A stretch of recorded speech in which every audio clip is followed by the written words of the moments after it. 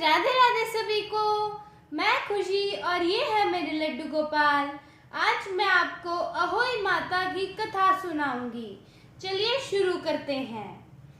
एक साहूकार था जिसके 7 बेटे थे, 7 बहुएं तथा एक बेटी थी। दीपावली से पहले कार्तिक बदी अष्टमी को 7 बहुएं अपनी इकलौती ननंद के साथ जंगल में खदान से मिट्टी खोद रही थी। वहीं स्याहू की मांद थी। मिट्टी खोदते समय ननंद के हाथ से सेई का बच्चा मर गया। स्याहू माता बोली कि मैं तेरी कोख बांधूंगी।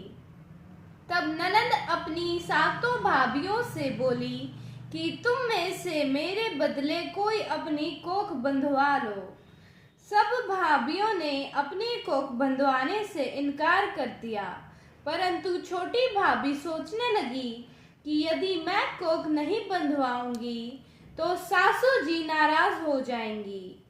ऐसी विचार एक ननंद के बदले में छोटी भाभी ने अपनी कोख बंधवा ली। इसके बाद जब उससे जो लड़का होता तो 7 दिन बाद मर जाता। एक दिन उसने पंडित को बुलाकर पूछा, मेरी संतान 7वें दिन क्यों मर जाती है? तब पंडित ने कहा कि तुम सुराही गाय की पूजा करो। सुराही गाय स्याऊ माता की भाईली है। वह तेरी कोख छोड़ने तक तेरा बच्चा जिएगा। इसके बाद से वह बहू प्रातःकाल उठकर चुपचाप सुराही गाय के नीचे सफाई आदि कर जाती। गौ माता बोली कि आजकल कौन मेरी सेवा कर रहा है, सो आज देखूंगी। गौ माता खूब तड़के उठी। क्या देखती है कि एक साहूकार के बेटे की बहू उसके नीचे सफाई आदि कर रही है। गौ माता उससे बोली, क्या मांगती है? तब साहूकार की बहू बोली कि स्याऊ माता तुम्हारी भैली है और उसने मुझे कोख बांध रखी है, सो मेरी कोख खुलवा दो। गौ माता ने कहा, अच्छा। अब तो गौ माता समुद्र पार अपनी भैली के पास उसके लेकर चली। रास्ते में खड़ी धूप थी, सो वह दोनों एक पेड़ के नीचे बैठ गई।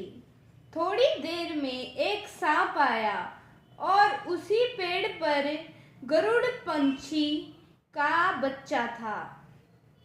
सांप उसको डसने लगा। तब साहूकार की बहू ने सांप मारकर डाल के नीचे दबा दिया और बच्चों के बचा लिया।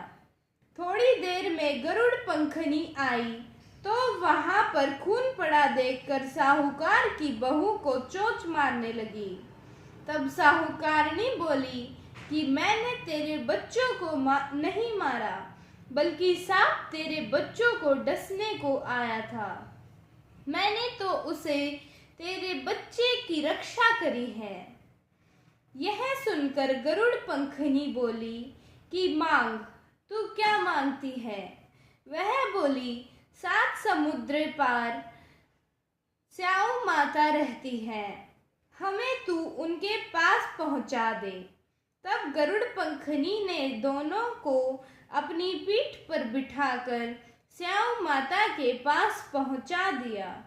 स्याऊ माता उन्हें देखकर बोली कि आ बहन, बहुत दिनों में आई। फिर कहने लगी कि बहन, मेरे सिर से में जू पड़ गए हैं। तू सुराही के कहने पर साहूकार की बहू ने सिलाई से उनके जुएं निकाल दी। इस पर स्याऊ माता प्रसन्न हो गई। बोली कि तूने मेरे सिर से बहुत सिलाई डाली है, इसलिए तेरे 7 बेटे और 7 बहू होंगी। वह बोली, मेरे तो एक भी बेटा नहीं, 7 बेटे कहाँ से होंगे? स्याऊ माता बोली, वचन दिया। वचन से फिरूं तो धोबी के कुंड पर कंकरी हुई। तब साहूकार की बहू बोली, मेरी कोख तो तुम्हारे पास बंद पड़ी है। यह सुन स्याऊ माता बोली, तूने तो मुझे बहुत ठग लिया। मैं तेरी कोख खोलना तो नहीं चाहती थी, परंतु अब खोलनी पड़ेगी। जा, तेरे घर तुझे 7 बेटे और 7 बहुएं मिलेंगी। तू जाकर उजमन करियो। 7 अहो बनकर 7 कढ़ाई करियो। वह लौटकर घर आती तो वह देखा 7 बेटे 7 बहुएं बैठे हैं। वह खुश हो गई।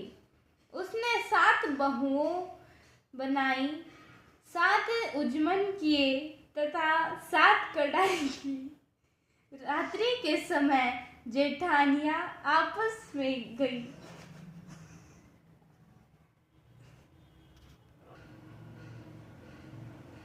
रात्रि के समय जेठानियां आपस में कहने लगी कि जल्दी जल्दी नहाकर पूजा कर लो। कहीं छोटे बच्चों की याद करके रोने लगी। थोड़ी देर में उन्होंने अपने बच्चों से कहा, अपनी चाची के घर जाकर देख आओ कि आज वह अभी तक रोई क्यों नहीं। बच्चों ने आकर कहा कि चाची तो कुछ मान रही है, खूब उजमन हो रहा है। यह सुनते ही जेठानियां दौड़ी दौड़ी घर आई और जाकर कहने लगी कि तूने कोख कैसे छुड़ाई? वह बोली, तुमने तो कोख बंधाई नहीं, सो मैंने बंधा ली थी। अब स्याऊ माता ने कृपा करके मेरी कोख खोल दी है। स्याऊ माता ने जिस प्रकार उस साहूकार की बहू की कोख खोली, उसी प्रकार हमारी भी खोलियो। कहने वाले तथा सुनने वाले की तथा सब परिवार की खोल दियो। आप सभी को अहोई अष्टमी की हार्दिक शुभकामनाएं।